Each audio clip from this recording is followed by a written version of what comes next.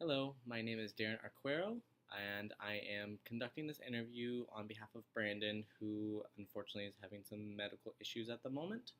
However, he has sent me the interview questions, and I'm going to follow up to the best of my abilities right now.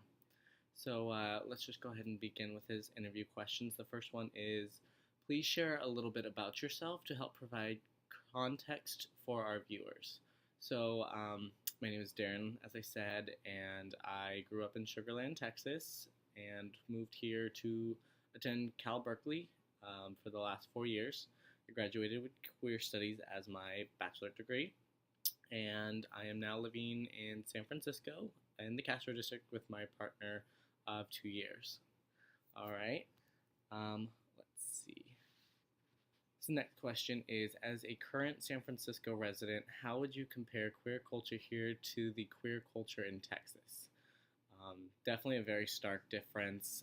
Texas being very, very Republican, very sort of right wing. There's not a lot of community support that we receive in the queer community in regards to Texas. However, of course, San Francisco is very liberal, definitely more accepting to whereas I can comfortably walk down the streets of San Francisco holding my partner's hand.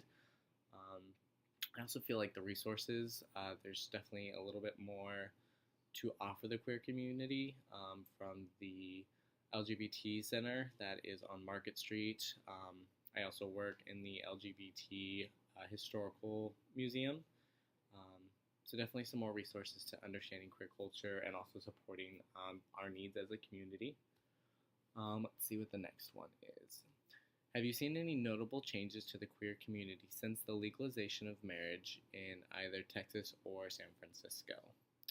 Unfortunately, it has been a while since I've been home to Texas, so I'm not quite sure what it looks like on that realm. But definitely a change in San Francisco. I'm noticing a lot more people are embracing the gay lifestyle because they're starting to see that it is a general trend that people are more accepting now. Polls are kind of tipping more in favor versus um, against LGBT rights. So definitely a little bit more as a community, more support. And then in terms of individuals who identify as queer, gay, etc., definitely a lot more of sort of a weight being lifted off their shoulders because they do have so many options now to really embrace who they are as individuals. So, yeah. If you had to pick one word to describe the Castro, what would it be and why? So many words come to mind. I would definitely have to say, hmm, comforting. And by that, I mean comforting knowing that there is a place where people will embrace you regardless of what your sexual orientation is, regardless of what gender you choose to be or choose to embody, and definitely a place where I can walk hand in hand with my partner and feel just comfortable knowing that there are other people like us who just want, you know, a partnership and a sense of stability and love in their life. So yeah, I think that would be the best word I could choose. All right. The next one is, what do you find to be the most appealing aspect of the Castro district? I think the fact that you are able to just be yourself, meaning that there's no sort of trying to hide who you are. You can be open about your sexuality without judgment. You understand that the people around you have very similar understandings of life, dreams, goals, admirations. So I would just say, yeah, that the most appealing aspect is just getting to express myself in ways that aren't forced and are more so like my natural characteristics. Now his next question is, from what he knows, I am an active member in our community. Please share with us some of the organizations you are a part of and a brief blurb about each one. So, as I mentioned earlier, I am part of the LGBT Historical Museum, and I just recently curated an exhibit for them documenting the history of queer culture and queer rights.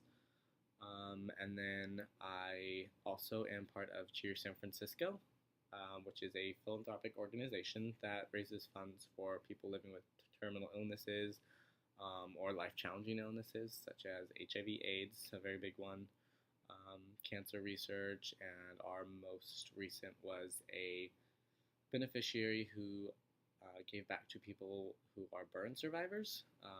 The beneficiary was called the Eliza Ann Roosh Foundation. So those are two that definitely hold a lot of weight in my life and definitely keep me busy. So let's see. It says next that in your own words, what does it mean to be a part of this team? So with regards to Cheer San Francisco, what I think I appreciate most is that it definitely is a team that embraces differences.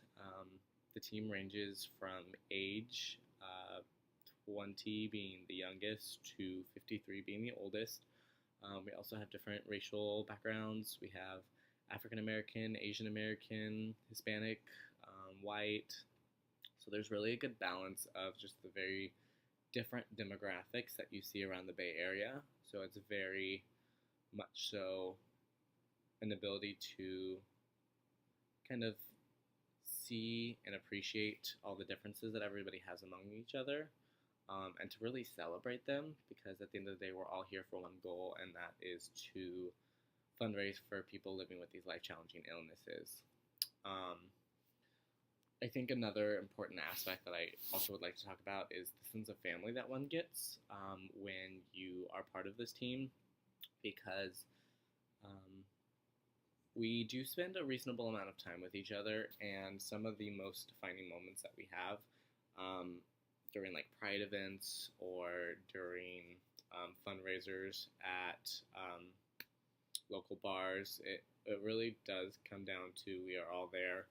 We're embracing each other's company. We're supporting each other with cheer-related aspects of our life and with just general life struggles that we have. We are truly a family and are really close to each other and are able to, like I said, just embrace and respect our differences and appreciate how they make us stronger as a team, as individual relationships. And then it says, what is the significance of this team to the different communities around the Bay Area? Well, despite the monetary aspect, which we've given, I think, $275,000 to local charities, I think what this team shows is that you don't have to fit into a certain mold in order to do anything. Most people, when they think cheerleaders, they think people that are young, athletic, and are maybe a little bit more shallow in terms of their mindset. However, when our team steps out into the various communities that we go and support, they really get to see that charity comes in all shapes and sizes, and that it's okay to be different. It's okay to be a 53-year-old cheerleader, just as long as you're happy and supported and doing what you love. And then also, I feel like the different communities just get to see that there are other people like them. Like I said, we have all the different demographics around the team that people can maybe identify with, whether you're the mother of two who live in Oakland and see the mother of two that are performing on our cheer team, or whether you are a young 20-year-old who just wants to express your natural femininity without judgment. You'll definitely see that on the team as well. So I think what we bring is just a sense of diversity and acceptance, um, and also relatability. So I believe that is all the questions that Brandon had for me, and hopefully um, we'll get to embrace the community more and hopefully spread our missions and goals through videos like this. All right, thank you so much, and have a great day.